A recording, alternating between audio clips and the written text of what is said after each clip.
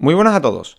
Vamos a ver un vídeo relativamente interesante con respecto a este tema, que es el teorema del cateto y el teorema de la altura. Vamos a hacer un par de fórmulas y las vamos a intentar demostrar de forma geométrica para que se puedan entender bien. Entonces, nos dicen que nos fijemos en el siguiente triángulo, que es rectángulo en B. Eso quiere decir que este ángulo B que marcamos aquí, ese ángulo mide 90 grados, ¿vale? Y como los ángulos de un triángulo tienen que medir en total 180, si el ángulo B mide 90, resulta que entre el ángulo A que marcamos aquí y el ángulo C que marcamos aquí, esos otros dos ángulos también tienen que sumar 90, para que A más C, que es 90, más otros 90 de B, sean igual a 180, ¿vale? Y por tanto, A más C, los ángulos A más C, tienen que medir siempre 90 grados. Siempre y cuando hablemos de un triángulo rectángulo, evidentemente, ¿vale? Ahora, si trazamos, por ejemplo, la altura sobre la hipotenusa sería, si tenemos la hipotenusa marcada desde A hasta C, la altura sobre la hipotenusa significa trazar una perpendicular a esa línea que pase por el vértice contrario. Es decir, sería esta de aquí, ¿vale? Esta sería la altura con respecto a la hipotenusa. Y cortamos el triángulo, vamos a obtener otros dos triángulos que son semejantes. Y ahora vamos a ver por qué son semejantes. Nos dice aquí que, como podemos comprobar, a la izquierda nos vuelve a quedar un triángulo, ¿vale? Ese triángulo que vemos aquí. Con un ángulo recto en la base, esto es muy importante, sería un ángulo recto aquí, y también un ángulo rojo que sería el mismo. Si os fijáis, como ese triángulo es exactamente igual que este que vemos aquí, pues el ángulo rojo del de arriba tiene que ser igual que el ángulo rojo del de abajo, eso está claro. Y además, también vemos que nos están pintando el vértice de arriba en amarillo. Nos pintan el vértice en amarillo de la misma forma que el C por lo siguiente. Vamos a ir comprobando y comparando ángulos. Hemos dicho que entre todos tienen que sumar 180. Vamos a comparar el triángulo pequeño, este que tenemos aquí, con el de arriba. Resulta que aquí, en el vértice B, teníamos 90 grados. Aquí el vértice B mide 90. Aquí el vértice, vamos a llamarlo H, ya que aquí teníamos un punto H, ¿vale? Aquí el vértice H mide 90 grados también. El ángulo rojo A tiene que tener la misma medida, tanto arriba como abajo. Este ángulo de aquí es igual que este. Y por tanto, el ángulo A, tanto arriba, tanto abajo como arriba, medirá pues lo que sea, lo que tenga que medir. Vamos a suponer que esos son 60 grados, ¿de acuerdo? Por ponerle un número. Y si esos son 60 grados, entonces el ángulo restante, el ángulo que nos queda, en el caso de arriba, el C que queda en amarillo, y en el caso de abajo, este vértice superior que queda en amarillo, también tienen que medir lo mismo. Supongamos que si el A mide 60, pues ese ángulo C y ese ángulo de arriba tiene que medir también 30, lo que queda hasta 180, ¿vale? Aquí sería el restante 30, le vamos a poner R de restante, y R de restante. Y eso serían 30 grados. Pues como podemos comprobar, esos dos triángulos coinciden en todos sus ángulos. Si todos los ángulos son iguales, los triángulos son semejantes. Y eso quiere decir que podríamos superponerlos, que podemos establecer una relación de proporción entre sus lados, etcétera, etcétera. Esto implica que el triángulo de la izquierda y el original son semejantes. Aplicamos el mismo razonamiento al triángulo que nos queda a la derecha. A este que nos ha quedado aquí, digamos, mediano, al mediano. Pues podemos establecer lo mismo. Tenemos que hay un ángulo en H que mide 90 y otro ángulo aquí que es amarillo, que es igual que el ángulo amarillo de arriba. Y por tanto, el restante tiene que ser el ángulo rojo, el ángulo que nos quedaba. ¿Vale? Aplicando el mismo razonamiento, el triángulo de la derecha pues también es semejante con el original. Entonces, no solamente el triángulo pequeño es semejante con el de arriba y el mediano con el de arriba también, sino que además estos dos que acabamos de hacer también son semejantes entre sí. Si lo comprobamos, podemos girar este pequeñito de aquí e introducirlo dentro del mediano. ¿Vale? Aquí se me ha quedado un poco fuera, tendríamos que esto desplazarlo hacia aquí abajo. Hacia abajo para superponerlo con este no me deja, pero si lo vemos podemos desplazarlo hacia arriba y vemos que nos quedaría también superpuesto en el de arriba. ¿Vale? Podemos comprobar que también se establece una relación de proporción y de semejanza entre esos dos triángulos resultantes. Es decir, que si tenemos un triángulo rectángulo, volvemos aquí arriba, Si tenemos un triángulo rectángulo y lo dividimos mediante la altura sobre la hipotenusa, nos están quedando tres triángulos distintos que son semejantes entre sí. Por un lado, el original o grande, por otro lado, el pequeño y por otro lado, el mediano. Vemos de nuevo esto que acabamos de explicar, pero en un triángulo en el que ya cada elemento tiene su nombre puesto, ¿vale? Me refiero a que cada vértice tiene su letra y luego también tenemos una serie de lados puestos también y otras divisiones que ahora veremos para qué nos sirven, ¿vale? M, N y H ahora veremos para qué nos sirven, que es para enunciar esos dos teoremas que hemos hablado al principio, el de la altura y el del cateto. Vemos que cuando hacemos esa división nos quedan tres triángulos. Esos tres triángulos hemos dicho que le vamos a llamar grande, mediano y pequeño y lo ponemos por código de colores. El grande lo vamos a poner en azul, que sería el compuesto por los vértices A, B y C, este de aquí. Luego el mediano, que lo vamos a colocar en lila, ya que esta superficie está coloreada en lila, sería este mediano de aquí. Y el tercero, el pequeño, que lo vamos a colocar en naranja, que sería este de aquí. Hemos visto que cada uno de esos tres triángulos son semejantes.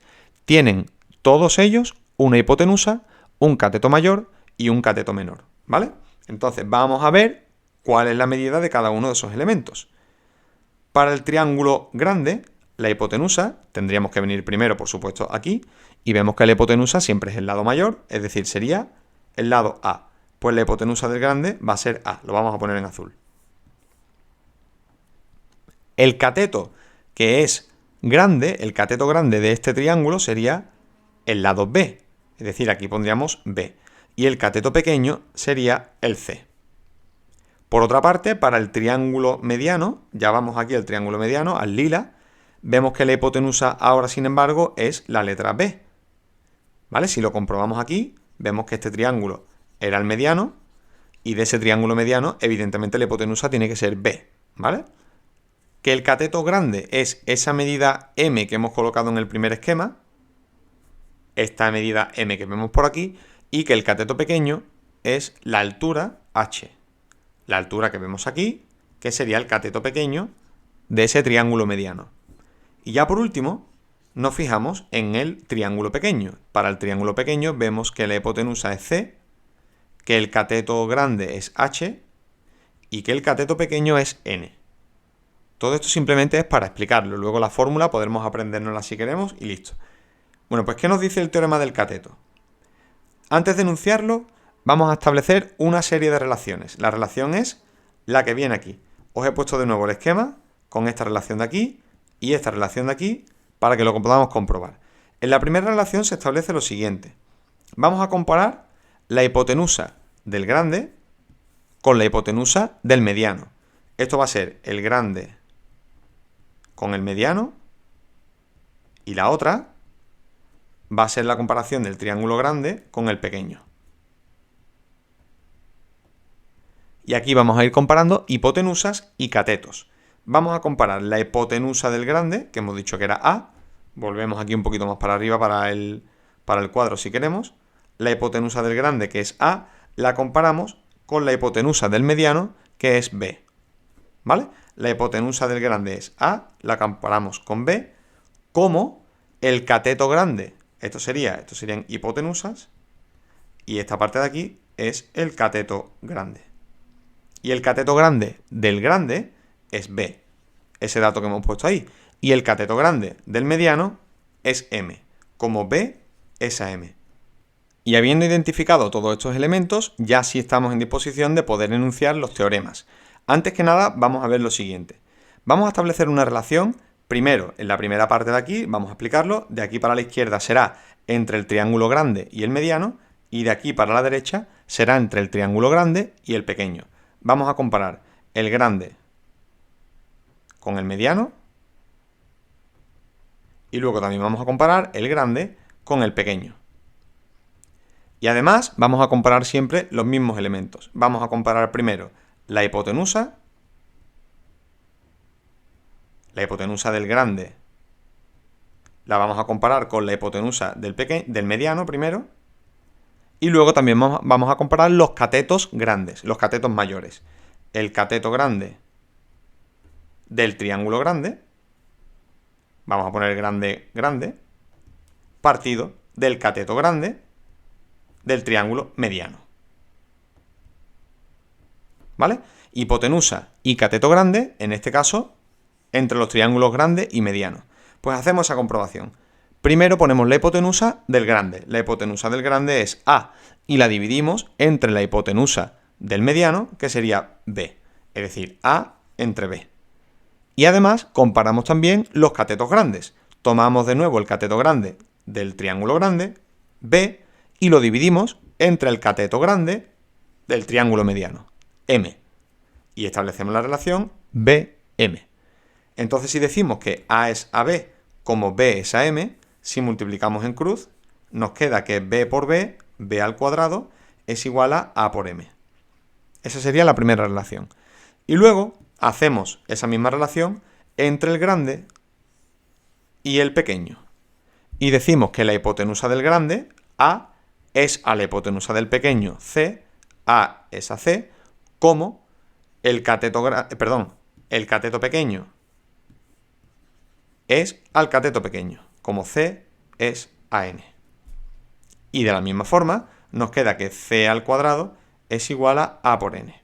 Y eso es precisamente lo que nos dice el teorema del cateto, que lo ponemos por aquí abajo y lo vamos subrayando. Nos dice que el cuadrado de un cateto es igual al producto de la hipotenusa por la proyección de dicho cateto sobre la hipotenusa. ¿Qué quiere decir la proyección del cateto sobre la hipotenusa? Quiere decir lo siguiente: si nosotros tenemos una línea horizontal y tenemos un lado con cierta inclinación, la proyección de ese lado sobre la hipotenusa es tomar ese punto hacia abajo y toda esta medida que nos queda aquí, esa sería la proyección, ¿vale?